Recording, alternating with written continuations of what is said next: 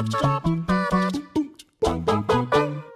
guys, what's up? It's Jules here for What Culture Gaming with another little treat for you. Yes, that's right, it's a list, you lucky dog. But today we're going to be talking about annoying video game enemies. I know what you're thinking to yourself, Jules, aren't all video game enemies kind of annoying? I mean, yeah, they do impede our progress slightly, but these guys here are the real cream of the crap. And they're...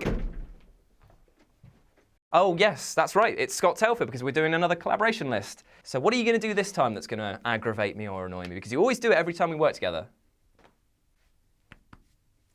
Okay, that's fine. If he's going to be quiet, then I can deal with that. With this in mind, I'm Jules, this is Scott, and these are the 10 most annoying video game...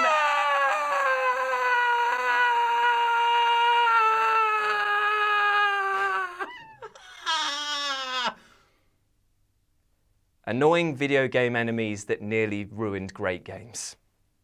Hey, just quickly to pop in before the list actually starts, I just want to talk to you about That Film Theory. If you don't know what that is yet, it's a brand new channel that's going to be about video essays, cinematic experiences, a bit more relaxed approach. Hopefully we'll see you there. You can find the details down below.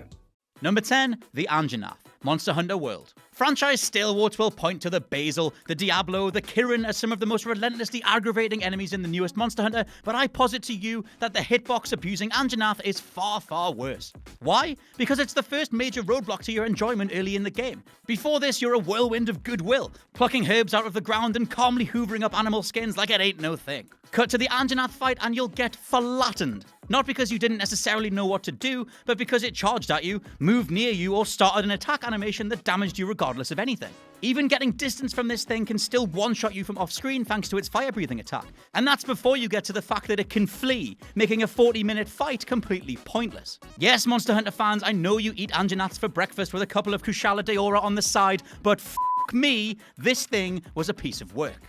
Number 9, Juggernauts, Modern Warfare 2. Modern Warfare 2 is, in my opinion, one of the best FPS games to have come out of the last 10 years. It's Titanfall 2. Off. Its rapid, quick combat was balanced nicely by a huge amount of customization, varied maps, the delicious single player, and that cherry on the cake that was Spec Ops mode. However, there lies one utter nugget of shit within this otherwise perfect porcelain bowl, and that is the Juggernauts. These massive walking bullet sponges are not only a test of your skill, but also your goddamn patience. The rest of the enemies feel so much like fodder, so this large lad sticks out like a sore middle finger. Their health pools are more like fucking oceans, and they'll sink you like the bastard Titanic as they simply walk towards you and unleash hell. Taking them down is a reason to celebrate, but hot damn do I curse their name every time that drum spike sounds. Number 8, the Zubat, Pokemon. Now, you might have thought that Pokemon developers Game Freak would have taken on board all the feedback from Pokemon Red and Blue to take it a little bit easier on every player by perpetually spawning Zubats in every fucking cave you went through. Instead, these little flying wankers have routinely got the better of every apprentice Pokemon hunter from 1996 to this very day. It's not like they're unbeatable or anything, though their favorite move, Supersonic, has the irritating effect of confusing your Pokemon and making it attack itself. No, the main reason Zubats annoy and infuriate comes down to appearing every time you take a step. Even the strongest Pokemon can be whittled down to 0 across a long enough time period, and there's nothing more flaccid than leveling up a mighty Charizard only to have him overwhelmed by a never-ending swarm of puny Zubats. Number 7, Andromedons, XCOM 2. XCOM 2 might actually be one of my favourite strategy games of all time. The amount of planning, team specialisation, and in my case, save scumming is so deep that you could drown in it. And the enemies do not make life easy for you. They are superior in both numbers and resources and let you know about it. In fact, it would be easy for me to place all of these extraterrestrials on this list, but the one that I have a personal grudge against are the fucking Andromedons. Or, as I like to call them, the Andromedongs. Not simply content with being heavily armoured walking tanks with access to super powerful weapons that can rip apart cover and being immune to almost all stasis effects, they also love spitting more bile than an average YouTube commenter. And when you finally take down one of these urine-filled lows, they take the absolute piss when they come back to life for one more pop at the champ. Taking these down twice sucks.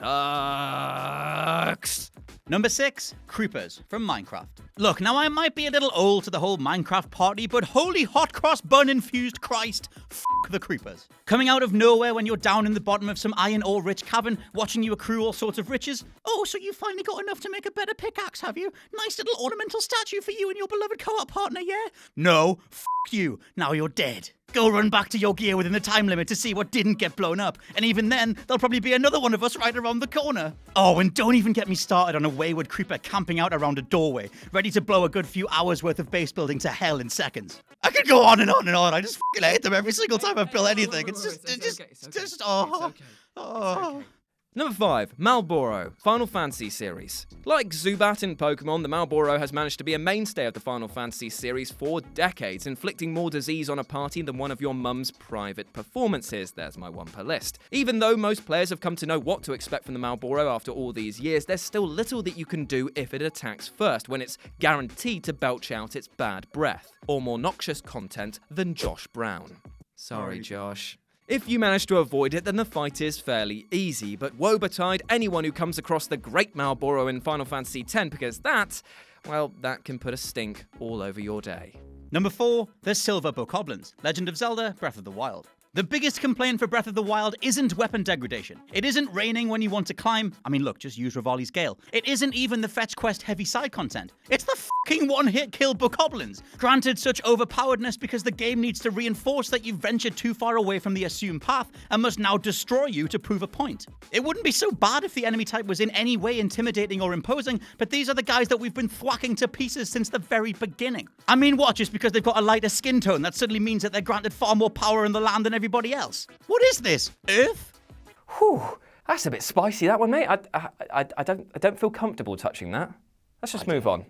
Number 3, Cassadores. Cassadores. The flying things from Fallout New Vegas. Oh, that's a spicy meatball right there. Great. Yep. No. Fuck these things. Number 2, The Revenants, God of War 2018. One of the best games of the generation and all time it may be, but the Revenants? They can burn in shit. Spectral witches who love to dodge you at the last second, dealing attacks with hefty splash damage radiuses and ground shockwaves that are nigh on impossible to pick out amongst the carnage. Add a Revenant to any duel and it turns into a mess of trying to block in every direction at once. Simply because of how God of War handles its block mechanics, employing a quick turn option to catch those behind you, it means that you could be blocking, could have the Revenant in front of you, and still die to a detonated blast whose full size still caught your side flank. That is bullshit. And number 1, Medusa heads, Castlevania. Proving that an enemy doesn't need to be complex with its attacks or overpowered to be the most annoying, the Medusa heads are quite simply the most infuriating thing in Castlevania. They're completely predictable, flying from right to left in bunches or during dangerous platforming sequences. The gold ones are particularly nasty because they paralyze you too, leaving you vulnerable to being hit by the next one that inevitably comes floating your way or sending you plummeting into an abyss if you are mid-jump. In later Castlevania games, Medusa heads were a little more manageable thanks to the introduction of the double jump, but because of their short respawn times in earlier games, they are an utter menace that you'll love to see head off in another direction. Hey guys, thanks for making it to the end of the video. Aren't you a star? Don't forget to subscribe below, and also the people who made this video, they're right here, so go and follow them and give them some love. If you want to see more content, there's probably some stuff flowing up above my head. Why not check it out? It could be fun. I'm not your dad.